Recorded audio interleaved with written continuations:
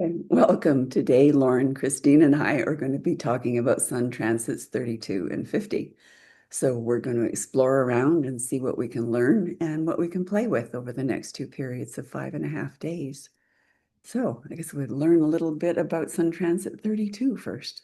Yeah, yeah, thanks, Lois. Yeah, we're recording a little bit early this time around, so we haven't actually gone through all of the we haven't gone through 48 and 57, and so we don't really have much to say about those yet, but we're just going to jump into 32.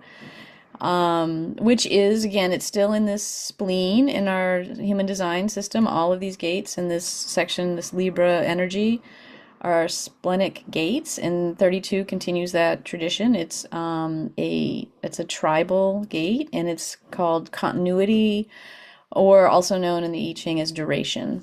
And so it is this energy. It's this tribal energy to. It's actually a lot. There's a lot of connection in this channel with marriage, right? And this idea of like being connected over time to another person in this case, or to life essentially in a way that's continuous, right? And all the ups and downs that that contains. And this is what the continuity is in this energy. It's the recognition that change is the only constant and that navigating it requires lots of intuition, right? Lots of ability to be flexible, right? And to learn what's of importance and what's of value and what's not, in order so that you can sustain whatever it is that's important in the world. And so that's this 32 energy. It's got a lot of this kind of sustaining energy. And so I think about this as in the reality, in the reality we're in, right? It's this energy of like, again, this splenic space of like, what is this? What do I need in the world? What don't? What is of essence? What is helping me? What is supporting me? What is not, right? And so I think this might be another good time to really just think about those things, like what is useful to the continuity of my own wellness and that of the people close into me.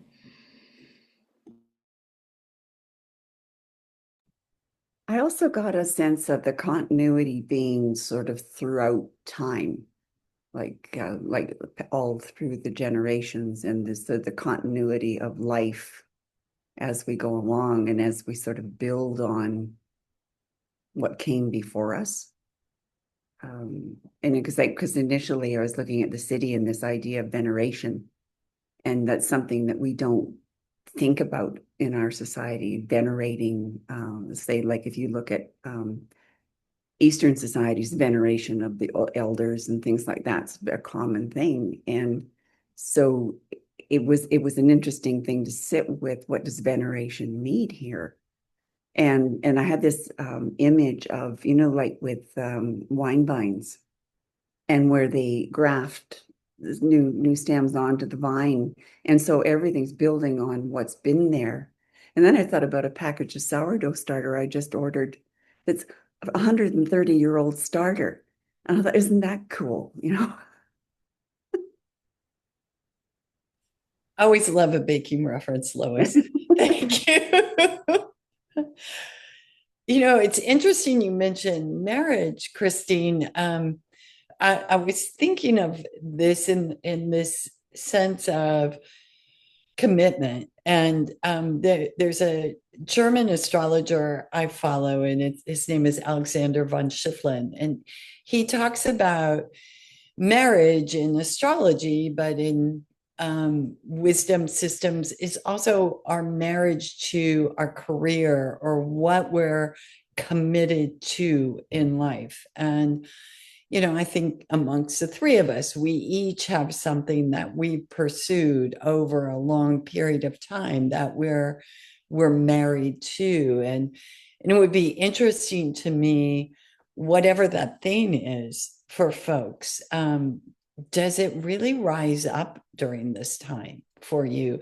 Maybe it's something you didn't even realize you were committed to so deeply. And then adding on to that, looking at Hilary Barrett's interpretation and her question she puts forward, I think also aligns with this. It's what are you making real? I love that because that's what we do each day in a committed relationship. We make something real, and it's not about me, it's not about the other person, it's about the we that we're creating together, that we space, which Lois, you've often talked about in coaching. I need the mute button again. The but in that we space that there's you and me, and then there's the us that's together, and that's a different entity. So in the different groups or different relationships we form these and different entities, and they offer us different opportunities. And with both of you talking about marriage, you reminded me of a book I read. It's Robert Augustus Masters talking about marriage as a crucible.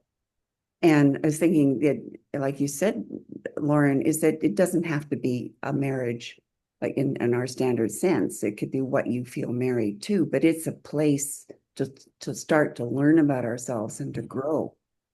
And the fears that come up that sort of chase us away, and we don't then are not committed. But through the commitment, we sit through our fears, and it's a opportunity for growth.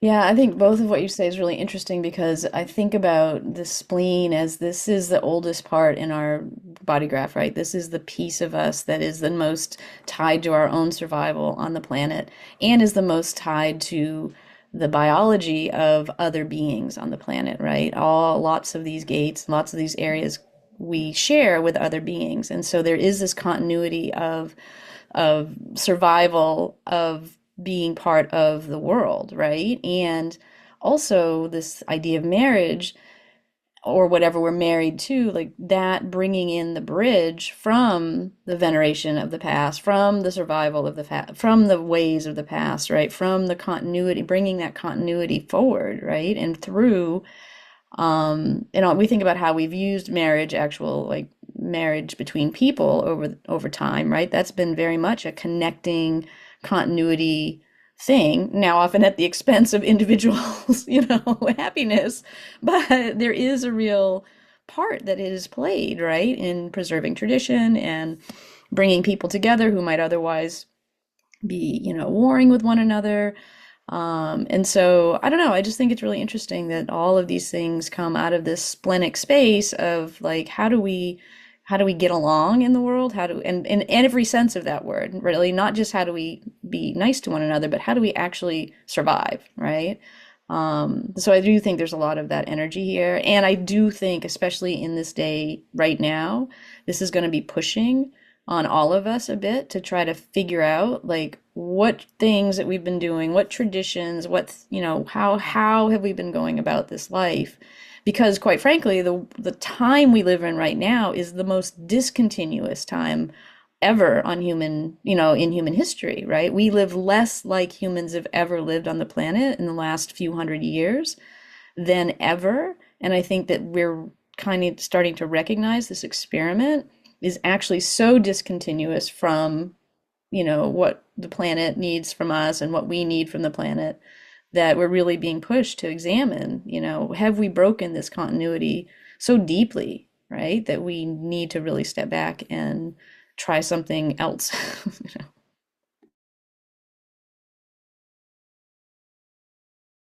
I want to tag on to that adaptation that you're talking about. It's interesting because this came up for me early this morning on a different context, and I stopped and paused and went and looked, about the real definition of adaptation and how it occurs in nature. And maybe you don't need reminding, but I needed a little bit of reminding that it was a process in which these different traits, physical, psychological, and behavioral traits, increase the rate of survival and reproduction. And so this is true in plants, this is true in animals, it's also true in humans. It's just very difficult for us to see. And so how do I bring that in to what we're talking about? We're talking about something that's gone on through time. And Lois, your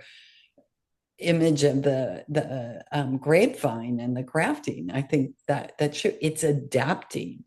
And we do some really cool things in our garden here where we collect our own seeds from plants that wouldn't normally do well in our climate, and we want to adapt them. And so we, from those plants that grew, we take those seeds and then we plant them the next season. And we've already seen in 3 short years, beans that would grow in a very Mediterranean climate have adapted to our climate here.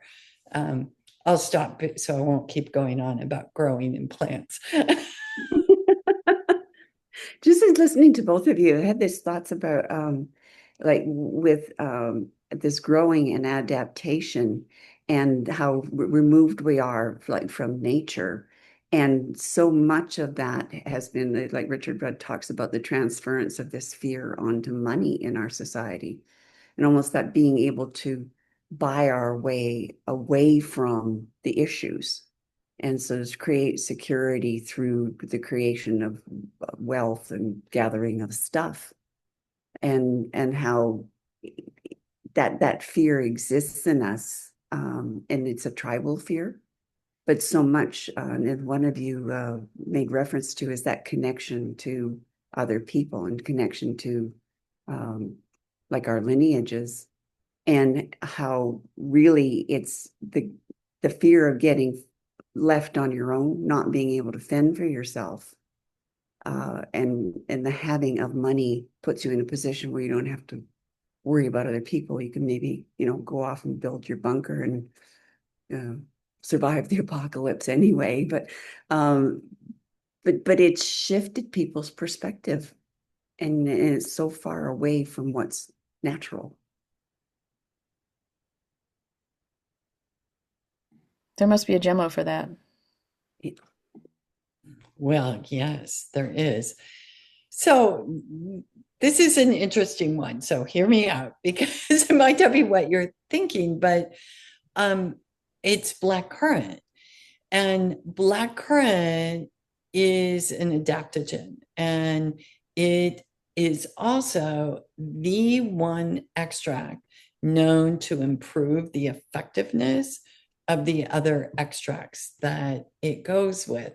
So when I'm thinking about this committing and marriage and coming together to form something even more effective, it was so obvious that it had to be black currant. And if you bear with me for a minute, the oracle message on black currant, I think, is really interesting, because it states that black currant helps you prepare to respond with agility and amplification of energy for a pressing project or activity.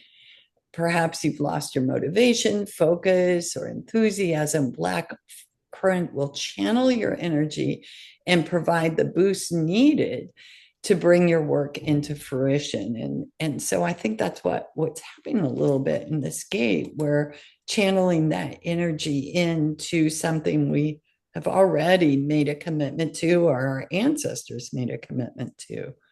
Yeah. And connecting the use of black currant to something that Christine brought up is about use of energy, and it is to pay attention to, or the use of energy, and sort of what serves us and what doesn't serve us anymore.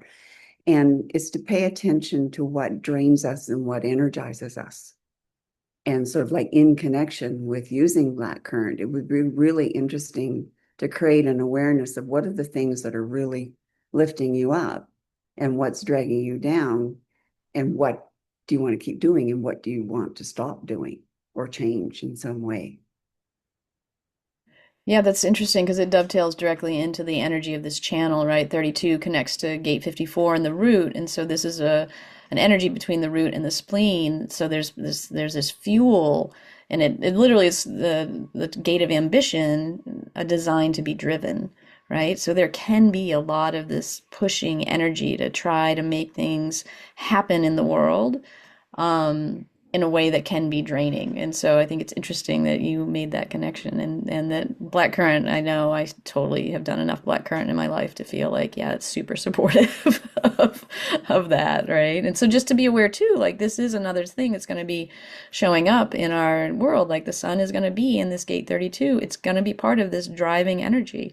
And so notice in your own day to day for the next few days, is that true? Like, do I feel this fuel pushing me to do something, right? That I either have been wanting to do, or I feel is important to do, or maybe it hasn't even been on my radar at all, and all of a sudden it's just there, right? Like, it wouldn't surprise me if those sorts of things show up. All right. Is that it? Did we do 32? All right, cool. Well, as you're, living in that gate 32, maybe feeling that drive, feeling that push, we will move from 32 into gate 50, which again is still in the spleen. It happens to also be another tribal gate. It's the gate of values, and the hexagram name is the cauldron. And in other translations, it's also like the vessel. It's also, there's just different words about this idea. The cauldron is this pot, this container that you will make something in usually. And mostly in the I Ching, it's referred to as like the soup making kind of pot, right? It's this nourishing energy where things come together to make something, again, nourishing for the tribe, right? It's a tribal energy.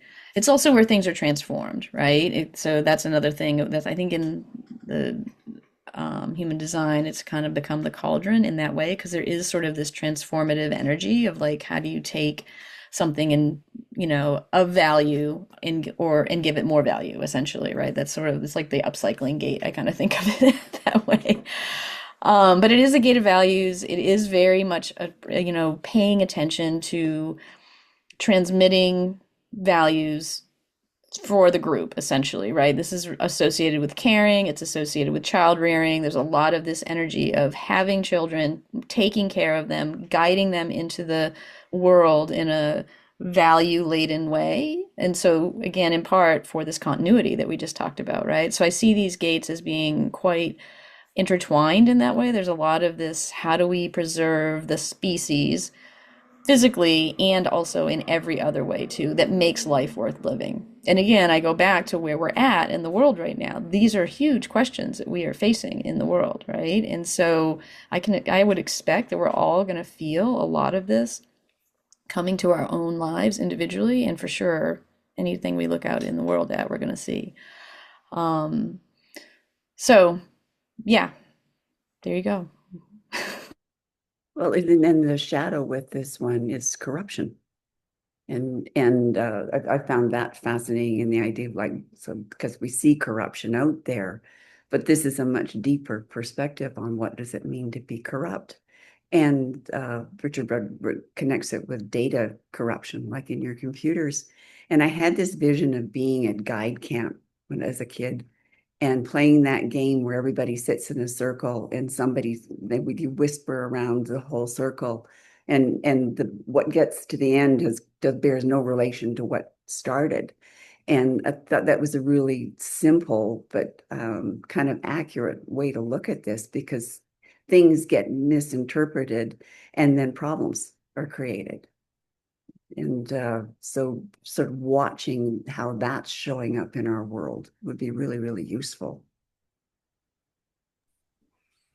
I love all these ideas of food as we're talking about these. And I would love this. It's got a nice container, like a big cancer loving person would love. And we also have soup cooking. And when we don't watch the soup, or we take off and our attention goes elsewhere, we can ruin it. And I think about that as the shadow, the corruption. When we're not looking, that's where the corruption happens, right? That's how we can destroy something.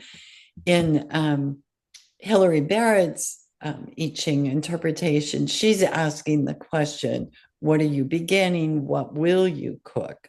And so this feeds into your idea of new beginnings, children, and our ideas can also be children, not just human children. So what are we? What are we cooking? What are we cooking together? I mean, that's exciting. I'm really looking forward to this particular transit.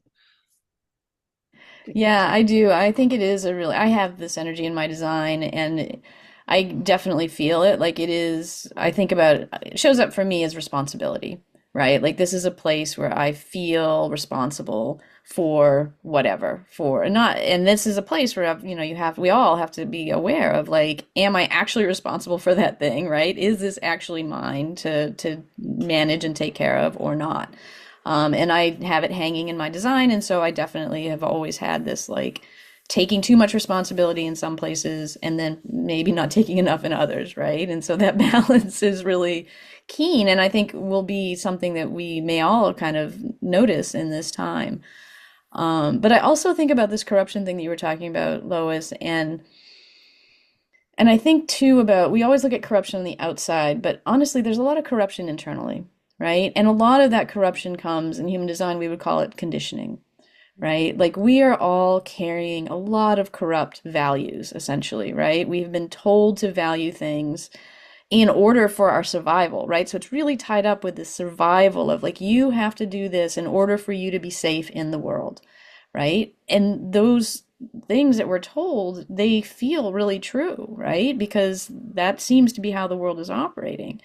But we're at this point in our, evolution as a species where we have to really, I think, look inward and really question some of these corrupt ideas, right? Because they've been placed in there and they're sticky and they feel really scary to examine, right? Because again, it goes right back to the survival piece. I won't be safe if I don't do the thing that I've been told, right?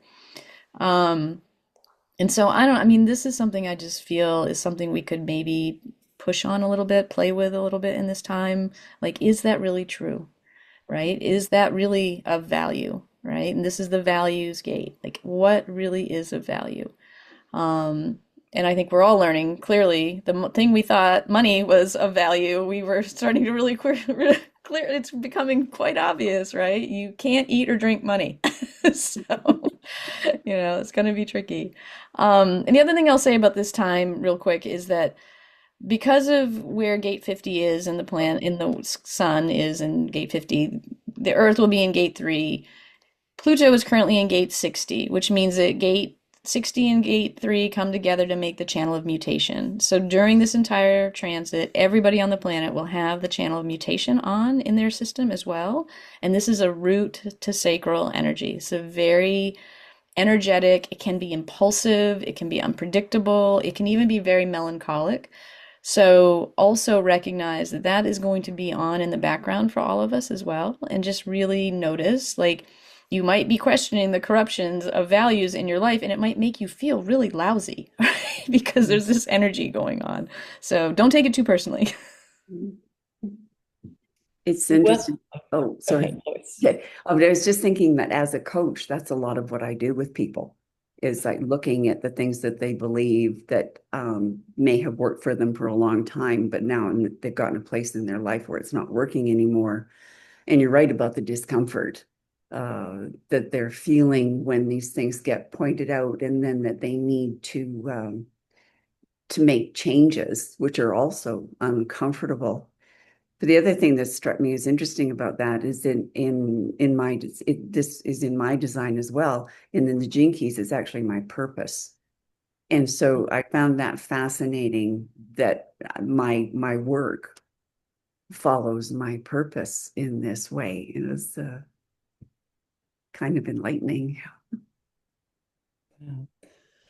I have so many ideas firing all at once around this theme, but one of the things that I think I'd like to share with our listeners as, again, like reflecting on these gates as a 5.5 day cycle is that it is a roller coaster. And, what Christine, you mentioned, you could feel this could come up and then you could feel really bad about it. And then you could, again, find your equilibrium, which is, where we want to be moving from corruption to equilibrium to harmony during this 5.5 day period. But it doesn't move linear. It moves in a very cyclical fashion. And sometimes I get, because I'm tapping into this energy as acutely as possible, like the first day is a little teaser, and I'm like, oh, I'm going to skip over the bumpy part. And then you hit a pothole and you're like, whoa, that's what I thought I was going to bypass. And it's not usually where you think it is, because we're always so sure we know how things are going to unfold. So just thinking about this gate that way. And also, there's a lot of astrology happening this period. We've got a new moon. We've got a new moon in Libra. So what a great time to consider, what are you beginning? What are you going to cook? And we've got Scorpio season beginning. The talking about cooking and the sort of connecting that to the discomfort and the things, it made me think about Rumi's poem Chickpea to Cook. And there's a point, and I wish I had it with me at the moment and I could read it, but there's a point where it's talking about, being in the pot, and it's like, okay, mash me with that spoon. Like, this is going to be uncomfortable. And yet the end result is going to be so tasty that it's worth all of the sort of disruption that you go through to get to the end.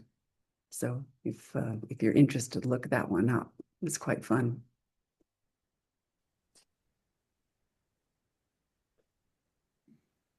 Gemmo? Do we have the pregnant pause in the Yeah. drum for Gemmo? It's Crabapple, and Crabapple really is the most powerful cleansing extract. It has the most antioxidant properties. So when we talk about corruption or conditioning, we can also associate those with free radicals and toxicity that we want to release from our body. It is quite a time, keeping that in mind, but a microdose for a few days. Here's a little bit on the oracle for it. Crabapple announces the potential of a new chapter of stability and protection. The gifts are there for the asking.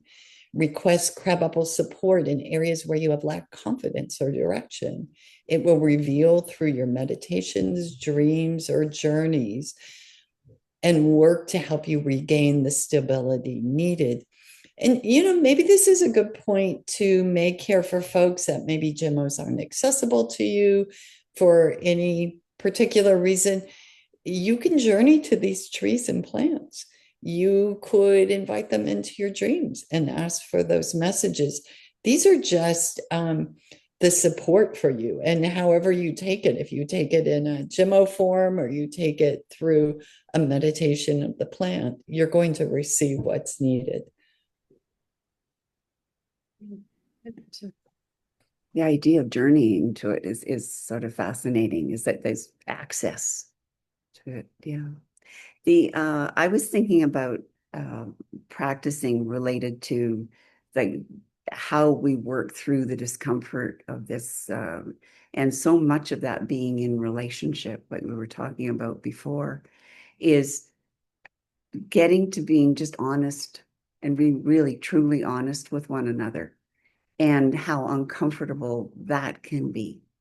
And when I was learning mediation, there was a protocol that we used, and it was called the ghost protocol. And it was like gentle, honest, open, specific talk. And so just like being gentle, so that, because if you're yelling at somebody, they can't hear you. Being honest, open about what you're saying. Specific is like, how when you get in an argument with someone and all of a sudden will be, well, you always do this or you never do that. That's not specific talk.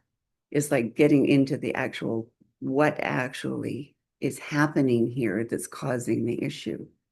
And then keep talking, because people walk away and they stop talking about it, and then it just comes up again. So trying to practice, and it takes practice, lots of practice.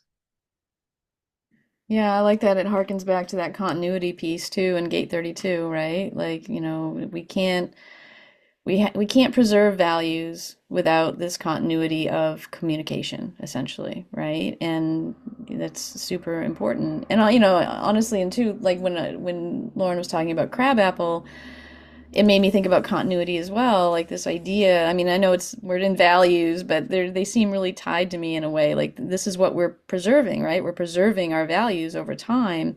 And I think about there's a bunch of crabapple trees here in nearby Mom, right? And I think about that as a piece of lost continuity, right? Like nobody uses those I mean, not nobody, no humans, lots of other beings use those crab apples and they're probably happy for them. But people don't really remember what to do with crab apples. You certainly don't pull them off the tree and eat them. That's not delicious.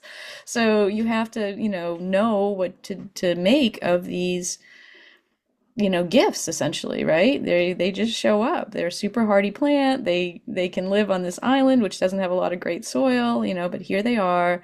And I've learned this year they're in red and they're yellow and there's various varieties I've never seen before, right? But that piece of continuity, that thing that I know people valued here not so long ago, right? We lost touch with, right? And so just thinking too about um, what things are out there that we get to examine and reconnect with, right? Like it isn't this lost continuity in some ways is a real opportunity, right? Because, there's just so much that we have stopped being in relationship with, but that doesn't mean we can't start again.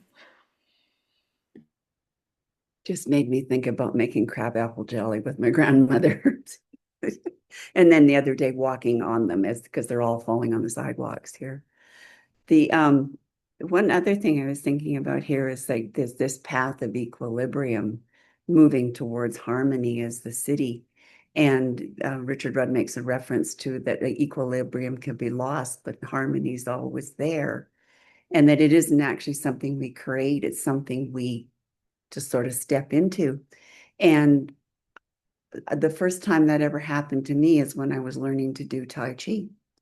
And there was I mean, everybody's really awkward at the beginning, but there was a point in the teaching of that class that all of a sudden, everybody in the class was moving at exactly the same direction, at exactly the same speed. And there was this like overwhelming sense of harmony that was created by the we space. But then I felt enveloped in it. And it was really beautiful. And so, and just recognizing, well, I can't go out and try to make that happen because I guess I can only try to be with others that are willing to create space like that.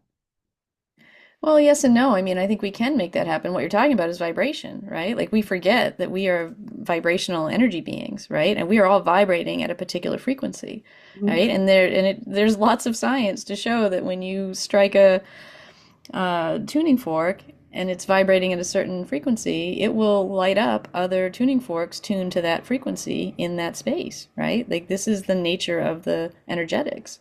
And so, yeah, we actually all can walk out in the world and affect it, right? Just by our own vibration. So, just being aware of that, I think, is super powerful.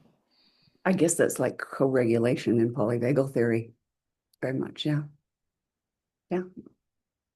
Yeah. You just stretched my perspective again. Anything else coming up about gate 50? No, I just want to go out and collect some crab apples now. Are you going to have a bag full of them dripping into a bowl? And, But see, you need to get the cauldron out and then you're going to cook your crab apples. yeah. Well, so thank you for being with us, and we hope we see you again next time.